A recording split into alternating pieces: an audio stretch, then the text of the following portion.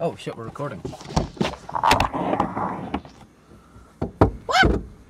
Is that okay? Try to keep your face on the screen. No. I could totally just sit like this, you know. No, close the door, it makes noise.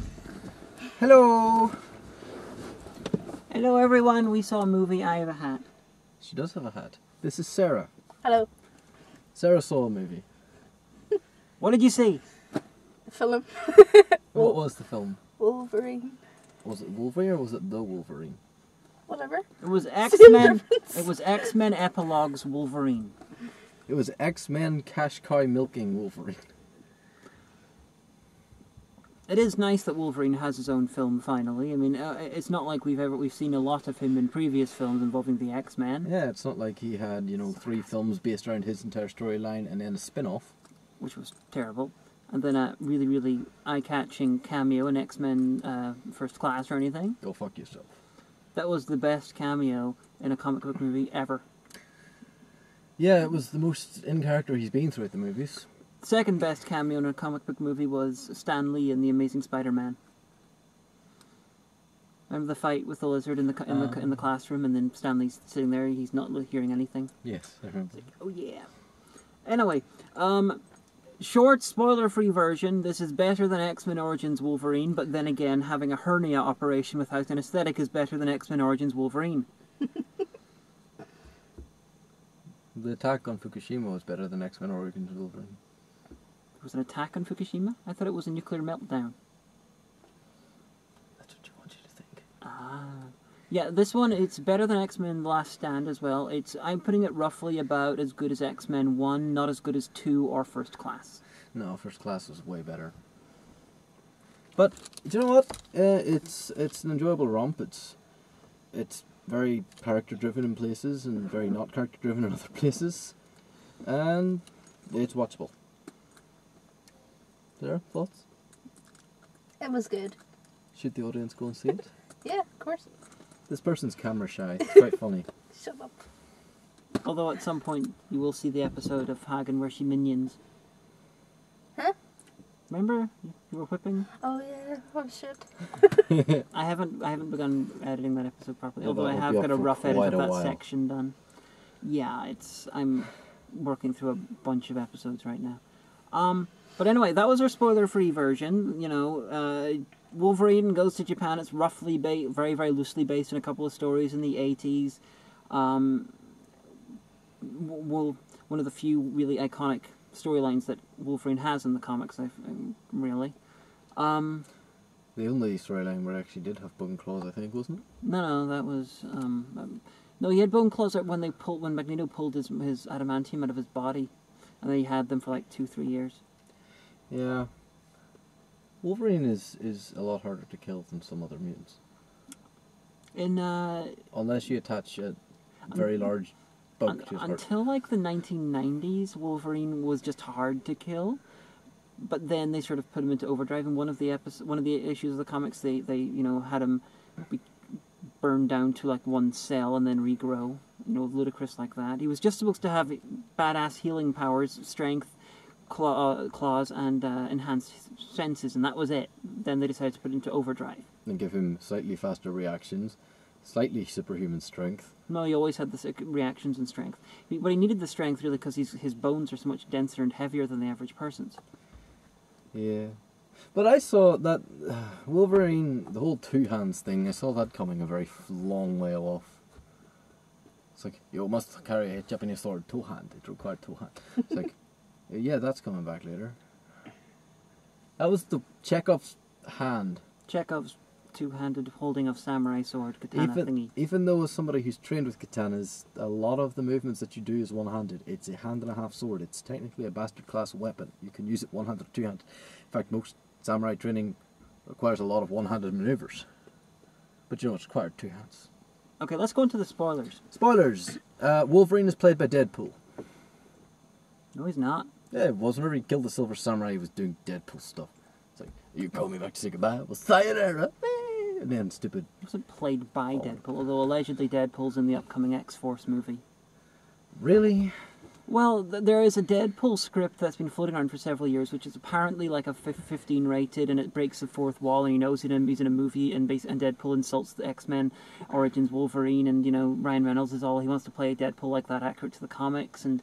That needs to be an 18 rated then. Apparently the company don't want to leap into a Deadpool movie, so they want to test the waters with proper Deadpool in X-Force, allegedly. I know, but these movies already have one unkillable character who gives one-liners when he kills things. Well, and tells people to go fuck themselves. I think I would be amused to see a Deadpool movie that's meta. But, yeah, with this one you got... It's sort of very, very, very loosely based on the Frank Miller stuff in the 80s. Those stories had a couple of iconic bits, including this great bit when Wolverine was fighting this old man with a samurai sword, and Wolverine had his claws, and the old man just kicked his ass. Now, they could have easily put this into the film quite organically, because they have Wolverine being sort of cured / mutant power suppressed. But then they stuck this in. They made the man much less old, and then they they made the fight happen once his powers were back in full force. So it was less a case of Wolverine taking on a guy of such amazing skill, and then, having a close fight with him. It was more of a, Wolverine's not really trying, and just letting the guy stab him a bunch, and then before killing him. Wolverine's being a dick. Yeah. That's in character, though. Yeah, but in the comic it was much more powerfully done, although it's been about 20 years since I read it. My favourite ever thing of Wolverine in the comics is it's like 4 panels, and Shadowcat comes down into the kitchen in the school for mutant children, Xavier's school, and says, "Can I help you?" And Wolverine goes, "Are you a bear?" That's just it. That's Wolverine in a nutshell. "Are you okay, Logan? Can I help you? Are you a bear?" Well, she might be. Shadowcat, she can stick her hand into the fridge without opening it. Weird shit happened. Well, if she does that, then she can't go solid to grab the beer because her arm would get trapped in the fridge. Well, they made several points in X1 and 2 about her walking into a safe and lifting Well, things. she could do that as long as all of her body parts are out of the safe or not inside something solid when she goes solid to pick something up. Well, Shadowcat should be a class 5 because if she goes solid while her hand's inside something, that will cause a nuclear meltdown. Well, possibly, but it would also kill her. Yeah. If she can master having parts of her going intangible at a time and then other parts going tangible, then it'd be quite useful. Though if all of her body's intangible but her hand becomes solid, I think it would fall off. True. Or at least it would go like that. Sarah, have you ever seen the comic book? No. Yes. I actually have 2, but I don't know what they are. Are they the Beano? No, I bought 2 at like a carpet sale because I thought they looked pretty. Okay. Yeah. And this one, there's this mutant woman who looks like the Scottish weird-looking girl from the Chris Cunningham directed PlayStation 1 adverts from years ago. She's just like this real weird-looking woman. She's got like weird eyes. For a second, I thought that she was, what do you call her, Stone? Stone? No, the girl with the double name who was in First Class, who turns into Diamond. I mean, Emma Frost? Emma Frost, not Sarah Stone. Who is Sarah Stone? No, I don't know, but I'm talking about the Japanese woman who can see people's deaths. Oh, she looks her. weird. Oh yeah, she has a very pointy face. Yeah, it's a very striking face. She just looks a bit unusual. She was cool. Sorry, I thought you were talking about the blonde bitch. No, the blonde bitch. That's the Viper. The Viper. I know who it is, but on first Viper, appearance I thought she was Emma Frost. The Viper is in the comics isn't even a mutant as far as I recall. She's just got like a scarred face, and she works for Hydra, who were the villains in Captain America, by the way, because different rights thrown for different characters between companies. It's really weird. And she was also the villain in, I recall, the Nick Fury movie in the 1990s starring David Hasselhoff. Only you have seen that. Nobody else. Lupa reviewed it, so she's seen it. Well, Lupa's like you, but less you. Yeah, a trivia quiz bit for everyone. David Hasselhoff and Samuel L. Jackson have both played Nick Fury. Nick Fury's better as Samuel L. Jackson. I can unequivocally say that without seeing David Hasselhoff play the role because he's shit. Sorry. Weirdly, if you let Nick Fury, the original Marvel 616 version of Nick Fury, aka the White Nick Fury, if you got him played by the guy who played Dum Dum Dugan, Nick Fury's right-hand man in the comics, who was Captain America's friend in the World War II sequences of Captain America, the guy with the bowler hat and mustache, if you got him, he was also in Ravenous against X-Men, no, Star Trek First Contact, if you got him to play Nick Fury 616. That guy, I could see that working. I'll shut up now. That's very obscure. Anyway, so Wolverine goes to Japan and is apparently trapped in a well that he can't get out of. Oh no, that's like a heat box. You know, for a POW. He's obviously tried to escape or something. Yes, yeah, but apparently he can't get out of that. That would have been before he had adamantium claws in canon, surely. Yeah, he didn't have the adamantium claws. He had the bone claws. What I want to know is why he can remember it, because they explicitly stated he has no memories of anything that happens before the thing. The thing that happened in the 90s. No, it was the 70s in X-Men. Origins Wolverine was 76, I believe. It was 3 Mile Island. But before Wolverine was shot in the brain with an adamantium bullet, which destroyed his memories. Which was just fucking stupid. Well, it left everything else, basically. Oh, well, why didn't... If that's how that worked, why didn't Jean Grey, ever visiting him like 5 times, destroy his memories? Jean Grey pretty much blew him up a couple of times in X3. She never blew up his brain. The logic in X-Men Origins Wolverine was if you got into his brain and destroyed the brain matter, then the memories would be got rid of, would not be there when the brain regrew. Which, honestly, as comic book logic goes, isn't terrible, but I wonder how you could get a bullet through, you know, a bullet made of something that's indestructible trying to go through something else that's indestructible. It's not fairly sure that's how it would work. Adamantium doesn't exist, it's a made-up metal. Okay. It's very, very Adamantium. strong. No adamant. It's a 60s TV show that I'm a fan of. About a well-dressed man from the past with a sword. Who was frozen and then woke up in the modern day and then fought crime. It's basically an inverted Austin Powers. He likes to murder people a lot. Yeah, he does. But Wolverine goes to Japan, rescues some Japanese man who has no honour because he didn't kill himself. He didn't go to Japan, he was fighting in World War II. Although I want to know, we saw flashbacks of him doing the Normandy landing, and then somehow he makes it over to Japan and worked in a POW camp by the time the place is nuked. He was driving all day, every day. Yeah, he landed at Normandy, hung out with Sabretooth for a while, and then apparently because they were always fighting together, and then I'm guessing he got drunk and just headed east, and then apparently hit Cambodia or China or something, and then eventually they were like, "Hey, that guy's white," and then they gave him to the Japanese. That's what I'm guessing what happened. Yeah. And he woke up in the POW camp. That's another thing. They said that the thingy that he was driving to was 500 kilometres away, and he started at night. Now, a journey of 500 kilometres, put it this way, even going fast in the speed limit, a journey of around 100 kilometres takes me 2 hours. So he was driving for around 10 hours, and it still said the same night, and he was just like, "I'm fresh as a daisy on my motorcycle." And then ninjas. Japanese bullet bike. With the wrong sound for the engine. Yeah, it's like a bullet train crossed with a bike. Yeah, but it was clearly a sports bike, and it sounded like a big 2-litre chopper, and it was stupid. Well, obviously it sounds better. I not believe how much, whenever they do Foley work on audio and films, how much real life things don't sound like the thing. And they just choose what sounds best regardless of accuracy. Put it this way, I'm from Northern Ireland. We know about motorbikes. Trust me. We have the big Northwest. That bike that he was riding should have sounded like... A lot of countries have a big Northwest. You have a big Northwest. America has a bigger Northwest than us. We have a big motorbike race every year called the Northwest, where Northern Irish people get their motorbikes that they can drive for about 2 weeks a year out of the shed that they keep them in. They brush the spiders off and then drive round 2 towns up in the northwest coast going, "Way, I'm fast!" The only reason they can only drive for 2 weeks out of the year is because the other 48 weeks of the year the spiders are driving them. It's a real hazard on the roads.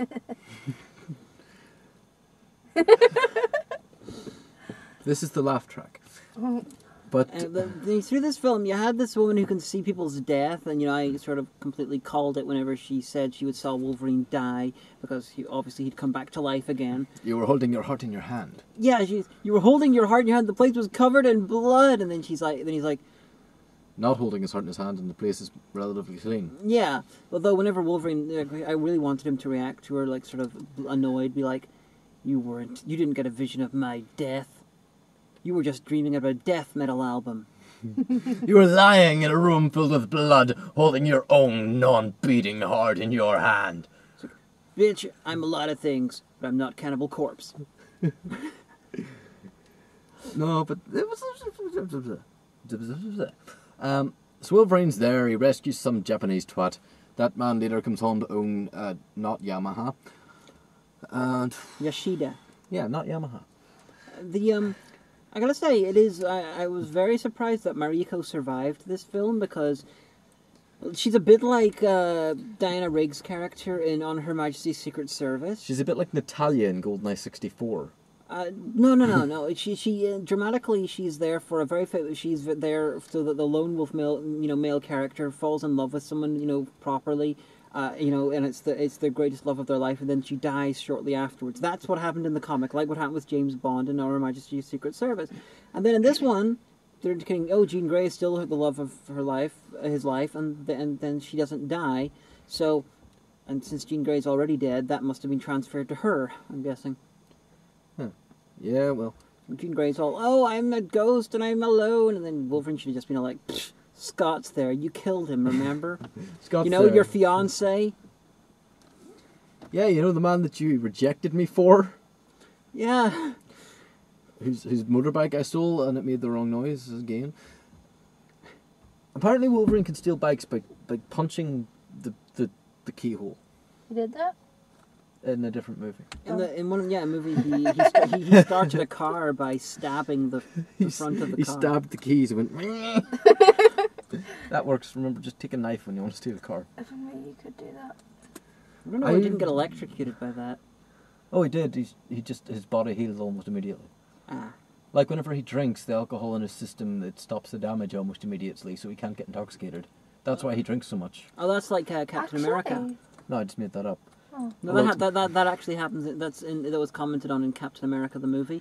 After one of his friends dies, he tries to drink a lot, but he's constantly drinking the strongest liquor he can find, and he can't actually get drunk, and he's really annoyed because he wants to get hammered because his friend died. Okay. Yeah, that's hinted at a few times in the comics that Wolverine can't experience intoxication no matter how much he drinks, but it's never really explicitly stated. I don't as know. far as I'm aware. I'm guessing that little spider machine in his heart. It looked like it escaped from Minority Report. Oh, it didn't. It looked like it escaped from The Incredibles. The Minority Report as well, but I'm guessing it didn't completely destroy his mutant powers because A, his strength still happened, B, he still had his senses. I'm sure that he would have noticed if he didn't have any of his mutant powers. He's like, holy shit, suddenly I don't see as well as I used to, or smell, or hear. It's like us waking up and suddenly the world's in black and white and it looks like we're looking in the dark. Well, in fairness, he did take enough lead to drop a rhinoceros as well. Yeah, although... I think it just slowed down his healing because it did show you it healing very, very slowly. Yeah, it must be that. Or he just was lucky and all of the bullets bounced off his ribs. His ribs are made of unbreakable metal. How did the guy's samurai sword go right through Wolverine's chest, right there, right through his heart area? Because there's a sternum. Yeah, that would be covered in adamantium as well. Well, maybe he had an adamantium. Because I was thinking, whenever he was pulling out the machine, why didn't he just go through, higher up rather than go in and then under? And then I remembered, he's got a breastbone, doesn't he? Then of course they forgot that fact later on when he got stabbed. Okay, sir. Wolverine has had every bone in his body changed into super strong metal. It's not changed, it's sort of coating it. This indestructible metal. His bones are armoured with indestructible metal. That's why Magneto can pick him up, because he can control metal. Alright, okay. Yeah, Magneto turned up. I knew Patrick Stewart was going to turn up, and he was driving around in the airport being all like, oh, I'll just go around to all these people who conveniently left me in an alleyway for accident. Even though it doesn't make any fucking sense. Because, Professor Xavier's there. Oh, look, I'm still alive. And Wolverine's like, holy shit, I remember what happened in X-Men 3. Why are you alive again? And then we're all like, it's not that, okay, we remember, yeah, but Wolverine, we remember what happened post-credits X-Men 3 when he was brought back to life. Well, he put his mind into his brother's body. But why is he in a wheelchair? Is he just really unlucky? I thought it would have been a lot funnier if he'd just been like, oh, shit, there's no gap. Magneto, a little help. Or possibly, Professor Xavier is just so used to being in a wheelchair that he feels weird about walking around, so he's just like, oh, it's like a comfort chair. I don't need to get up. If he'd showed up in a Next Generation uniform. Wolverine just sort of like... Metanus explodes. Just Jean-Luc Picard shows up and is like, don't I know you? No. And Gandalf. Holy shit. She is so lost. Yeah. But anyway, the wee Japanese man that Wolverine rescued becomes head of a giant company and is like, come, I must give you the sword I gave you 600 Was years it ago. was it the same actor playing old version and young version of the same guy? Probably not. Because I couldn't really tell if it was old age makeup or a different actor. He had a few teeth missing. It's quite hard to do with makeup. Not really. It depends on the type of makeup and the type of shots he used. CGI teeth. Did you see the CGI teeth? They were the creepiest thing ever. Which one? Who had CGI teeth? On the reverse aging sequence, Oh, the teeth went. The teeth moved. Oh, I can't stand moving teeth. I missed that bit because I Oh, ran yeah. off the Whenever he's in the big silver samurai suit, the Silver Samurai is one of Yeah, I know, but the alliteration confused me there. Sibilance, is it sibilance if it's starts with an S? Anyway, but he's just reverse aging and his teeth go over, and I'm like, oh fuck. the sort of thing would be very easy to do because you know how they key stuff out of shots. You know they have green screens and everything for background. Green toothpaste. No, you don't have so much toothpaste. You cover the teeth in something green, and then you can actually CGI out the teeth and replace it with something else. So, what was your favourite part of the movie, Sarah? Fuck. When he was shirtless. Yeah, it was kind of hot, to be Top fair. falling apart. I don't Also like hairy is. chests. I know people who have a big thing for Hugh Jackman, but he doesn't do it for me. I don't like hairy chest either, but he was kind of hot. Like, Huge jacked man. He's definitely channeling Bruce Lee more than in other films. He looks like he's carved out of wood. There's this Japanese artist guy who, when he was dying of tuberculosis, carved himself a model of himself in wood, which was identical to him. Like he stained it and painted it to make it look just like him. He removed his own teeth and his own hair follicles and put them into the other one's body, and then he dressed it in his clothes and he gave it as like a gift to his fiancée as he lay dying. Then he actually didn't die, got better, and his girlfriend left him because he was weird. But Hugh Jackman sort of, he was reminding me of that. He did look made out of wood. No, I can see why people like him, but whenever his arm went all veiny during the axing, just Yeah, Wolverine's not supposed to be like a classically attractive, muscly person. He's made Sarah, you might not realize this. In the comics, Wolverine is 5'3", and he's that's wider exactly than the height you are. and he's wider than he is tall. Although he's very muscular, it's like the really freakish weightlifter type muscles rather than the bodybuilder type muscles. yeah. He's shaped like a carrot. It's more like a square. But in the comics, I think it's been mentioned once or twice. The reason Wolverine's hair is constantly in this, ridiculous sort of haircut, length and everything, and shape is because it's part of his healing factor. If he tries to cut it, it will grow back almost immediately, which is ludicrous. But in this movie, it features Wolverine's hair getting burned off in a nuclear blast, with him within seconds growing back the way it was. But then you've also got to deal with the fact that he Had dreads. Yeah, he had long hair for about a quarter of the movie, so I'm guessing the healing factor automatically puts his hair back to a certain length, and then it grows naturally. No, I know what it was. X1 and X2 established that mutation can occur, in adolescence out of the blue. Like, you suddenly discover your powers. Mm-hmm. That just happened to be the hairstyle he was wearing to the disco that night. I really think that Wolverine should have kept the long hair through the entire movie. Then he could have, when he became all samurai-ish, he could have put his hair back in a top knot. Oh, yeah, being a samurai. See? They could have done that, but they didn't. Also, I think that he should have killed the Silver Samurai with the sword that the guy gave him whenever he was wee. I don't know which of them is the Silver Samurai, because The suit. the character, the Silver Samurai, is basically this asshole who wears like samurai armor that's adamantium and is really bright, gleaming, and he fights shit. He's not a robot. He's not a cyborg. And I wasn't sure if He's a guy in power armor. If they did, in the film. I wasn't. I'm gonna have to look up the wiki now because I'm not entirely sure of the character of the Silver Samurai. If it was Mariko's boyfriend, Mariko's fiance, Mariko's father, or Mariko's grandfather. Which of these characters is actually has the same name as the original Silver Samurai? I think it's the boyfriend who never wears the armor and gets killed by the samurai after trying to kill the samurai. Also, Mariko is just a love interest for every character in this movie. Yeah. It's her fiance and her boyfriend and Logan, and Yeah, she's a bit of a slut. hey, She really is, but This is why we don't pick up locals when we're doing the velo. You should have fucked Jean Grey. That would have been necrophilic, sapphic, sluttiness. That would have been excellent. Logan, I saw your death. Jean Grey made you into a vapor. I saw there was just reminded me of X-Men 3. She disintegrates people, and yet she doesn't. All she does to Wolverine is like burn off a couple of inches of skin. It's like you didn't even try, Jean Grey. You could have disintegrated him.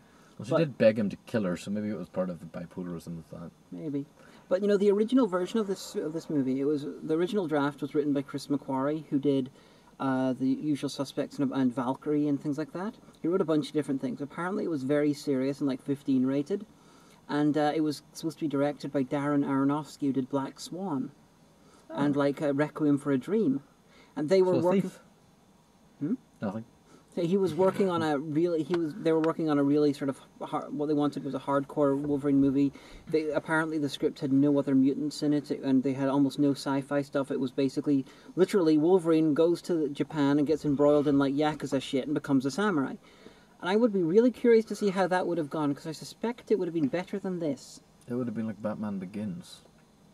Possibly. No, I like this film.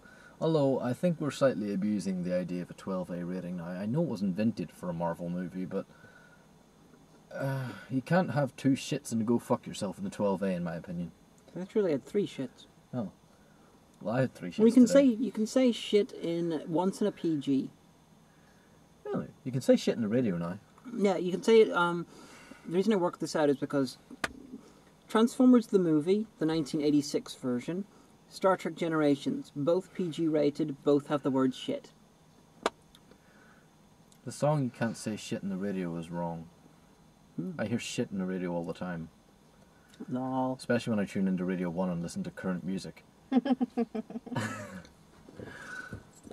No. But, Go see the movie about the metal men fighting each other. And after you've seen Pacific Rim, watch Wolverine. It's okay. The way they depicted Wolverine is more in line with the comics than many of the X-Men films, in that he does kill some shit. Apparently, right at the end, he's like, "Oh, I'm the Wolverine," and then he stabs the guy. I'm sure he killed at least one person before that, but that was the big thing. He's back and he's killing things, and he tried to kill the fiancée. It's like, did you know? How did you know there was pool there? I didn't. Quoting Bond. But anyway. Yeah, the Diamonds Are Forever. It's unlike X-Men 1 and all. Wolverine, he's quite happily just murdering people, which is good because that's in character. Yeah, everybody tries to do the Batman thing of, I don't kill people. Except Superman, who suddenly kills people. But in Man of Steel. What are you eating? Oh. The last bit? No, thanks. I just smelled food. Yeah, I got a free bar at the cinema. But stuff. Wolverine is a soldier. He's always been a soldier. Even X-Men Origins got that okay. No, they didn't. Okay, they did for about 5 minutes during the credit sequence. That's about as far as I got. Oh, good. Oh, I got up to the part where he accidentally started chopping somebody's bathroom into pieces. You manned Pa Kent, who discovered him deep in the Canadian farmland of Kansas. Yeah, that was where I gave up on that movie. Yeah, in the comics, he was supposed to be in the Canadian the woods fighting bears naked in the snow, found by a hunter. And this one, oh, little old man in a farm.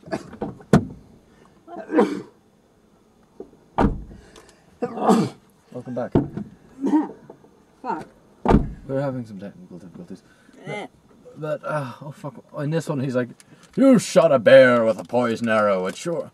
And then you shot a bear in the back, you stupid moron, and it's your fault that bear went crazy and killed your 5 friends. Well, I'm the only survivor. I'm going to fix that." Yeah, well, there's a bit where I know he stabbed the guy in the hand, and then he was like, "I didn't use any poison arrow in that," and then he's like, "I hope you're right about that," or something, as in. For your sake, I hope you're right. And you're gonna probably get poisoned and die too. Lol. Also, I'm sick of Hollywood movies and their katana lust. I have owned a katana. I have trained with katana and Daido and Aito and pretty much a lot of Japanese weaponry. I have cut up textbooks belonging to my high school with a katana. They don't cut through glass bottles like that. Or chairs. No Or matter metal. how hard you swing them. Or chains. Oh yeah, that was stupid. Have you ever tried to break a padlock with anything other than bolt cutters? Yeah, that was rather silly. Hollywood, since sort of Highlander days, Hollywood has been like, katana are super fucking amazing. They can cut through anything like a lightsaber. Lightsabers would have made more sense. That's why they gave the katana a lightsaber at the end of the movie. True, they did. Except it was more on fire. But it was so hot that it could melt through and cut adamantium, but it didn't cauterize the wounds it made. Seriously, the dude who got stabbed in the stomach, Ninja Man, Runo Kenshi, totally not Raj Al Ghul, should have had a cauterized wound in his stomach and not be bleeding out. At the end, when Professor Xavier turned up, he was like scooting around like it was like really silly. I'm a scooter. I'm glad audiences have learned. They realise it's a Marvel movie and don't rush out a second the movie's over. Well, it's not a Marvel movie. It's a Fox movie. They just have Marvel characters in it. Okay, they've learned that every movie, including Marvel characters, has an after-credits sequence. No, they don't. Only some of them do. Well, they've learned to check. Okay, that's And the Avengers, every audience I went to see with the Avengers there were like, movie's over, fuck! Iron Man 3, it was like, movie's over, let's go! Iron Man 3 didn't have one. Yes, it did. What was it? I forget. It was Iron Man doing psychology with Bruce Banner. Oh, yes, I remember that now. Yeah. Sorry. It's like, Tony, this isn't really my area of expertise. Oh, Jesus, it's warm in here. Look, it was, Magneto and Professor Xavier at the end is a nice lead into Days of Future Past, even though, apparently the future parts of Days of Future Past are set, like, far in the future because the world's gone to dystopia and everyone's wearing, like, you know, crazy post-apocalyptic Mad Max gear. Although, with Bryan Singer's X-Men movies, you really can't, it's not that big of a difference. When was this movie supposed to be set? Because Ian McKellen has obviously aged quite a lot. 2014, something like that? Well, the guy's dying of cancer. I know, but they could have given him young man makeup. It's not supposed to, this is supposed to be set years after the other X-Men movies. Oh, okay. Yeah, this is supposed to be like, you know, 5, 6, 7, 8, maybe 10 years after X-Men 3. Well, go back to playing chess. And being like, I've got a little bit of power in me. I don't know, Magneto's, like, his power level is not as high as it was once, and you can tell that this has directly affected his style, because Magneto, in the first 3 X-Men films, when he was not in his costume, because his costume wasn't that good, but he was seriously pimp when he was in his civilian clothes. The guy was, like, rocking the, hello, I'm the totally suave motherfucker who in the 70s could have bedded any of you. But I'm too old now, but I have not lost the will. The flesh is weak. That's the mind is very willing indeed. I was going to say the body is revolting, but that kind of stuck in my head. So he had really good sense of style. And this one is like they've taken his general style, which was long coats and like scarves and like hats, basically the Doctor. And made him the dirty old man down the park. Yeah, and it's like, I don't want to look good looking anymore. It's like, this old ensemble. I can't carry the entire Golden Gate Bridge anymore. I don't care. We was like crossing old suave Magneto with Leonard Nimoy in that music video. Old suave Magneto would be like, fuck you, NASA, every now and again, just to annoy them. Although, you know, old suave Magneto would be all like, fuck you, Nazis, and like break them in half. That was the best bit of X-Men First Class, except for Wolverine's cameo. Till they fucking kill the Nazis. Nazis are fun to kill. So, I any think other we should. thoughts? I think we should wrap this up unless Sarah's anything to say. Say something. Hello. Say something in regards to the film or anything tangentially related at all in your head. Right, do you know what wee bit I actually really did like? The Viper woman, whenever she was meant to be like dead, but then grew the scales and like ripped them off. Yeah, did we see her again after that? Yeah, she's bald and Yeah, she had a ripped it fight all with off the and- funny face girl. And she killed her. Yeah. No? She wrapped her legs around her, and I think the Viper one bit her in the vagina. I'm not 100% sure. And then she got her tangled up in that thing, and she went up and... Oh, yeah. Oh, fuck, that was... Did you miss the death? Yeah. That was super... Right. Doing all ninja shit, red-haired, funny-faced girl, goes around her, manages to get a cable around her neck that's attached to the lift system, cuts the other end of the cable, counterweight comes down, girl gets hung, going up, counterweight hits her on the way down, breaks her neck, and she's left hanging. Nice one. Yeah. Yeah, that was a bit violent. Quite cool. Oh, the Viper... I'm gonna have to refresh my memory, but the version of the Viper seems to be rather removed from the original version of the character. Viper seemed to be more of a tech wizard than a mutant in this one. And until the very end, whenever Wolverine battered down the wall, I was really wondering about the way this building was set up, because I was convinced they were in a basement. Because, when you got a bunch of heavy equipment going down, and you got like a tower thing like that, going down into the ground, you automatically assume you're looking down into a basement. Yeah, they fell about 60 fucking floors. I was like, how big is a fucking basement? And then it's like, oh no, this is a tower, and they had the giant robot on the first floor of it, the top floor of it. Well, it was Mr. Not Yamaha. He wanted a penthouse. He wanted a penthouse to sit inside a robot. It was basically an iron lung. It was like an adamantium lung. I want a movie called Iron Lung, where he flies around and quips and blows up terrorists. While in an iron lung? No, it's like cross Iron Man with an iron lung. Like, make it so Iron Man's dying and he's like, I am Iron Lung. So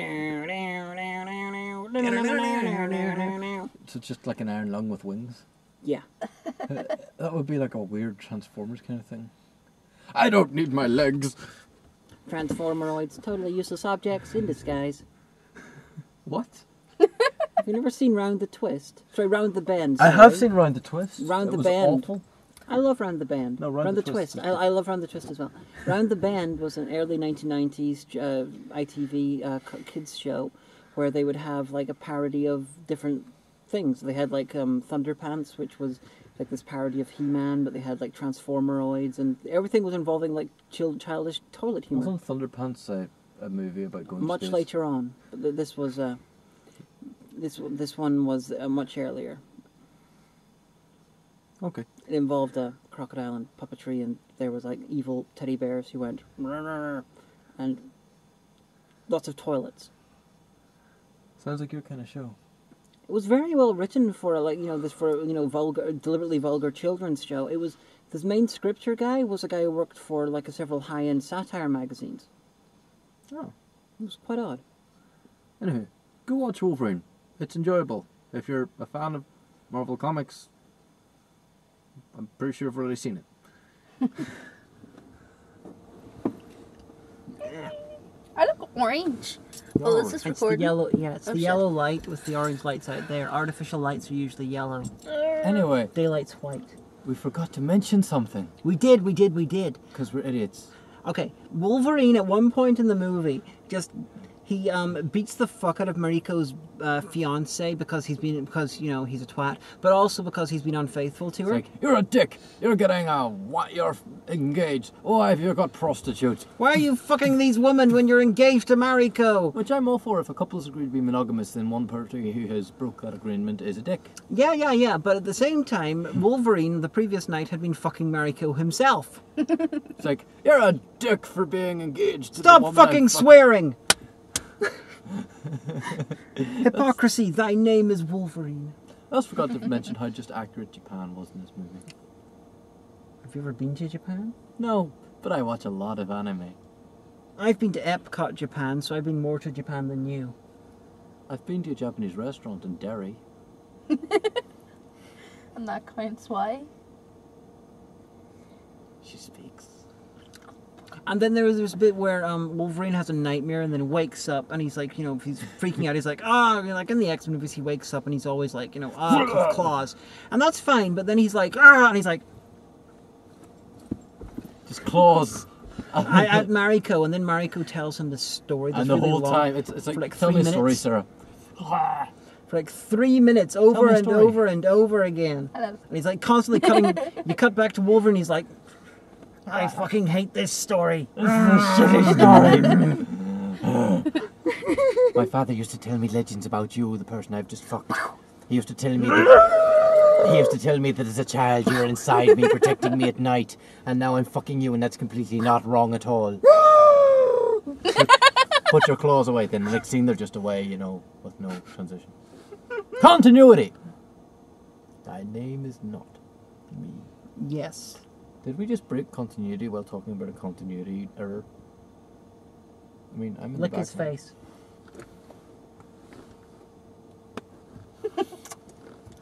You see, even without the masks, they are my minions. Perfect end.